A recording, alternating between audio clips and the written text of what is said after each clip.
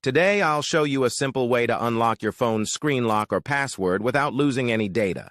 The best part? It's free and easy, even if you're not a tech expert. Just follow these steps, and you'll be able to unlock any phone hassle-free. Let's get started. You can unlock your phone's screen lock or password using a special code. You will need to press on emergency call, and then you must enter a code. This code is unique to each type of phone and is provided by the phone manufacturer. In this video, we're using a code that works specifically for the type of phone we're demonstrating. Here's how you can get the code.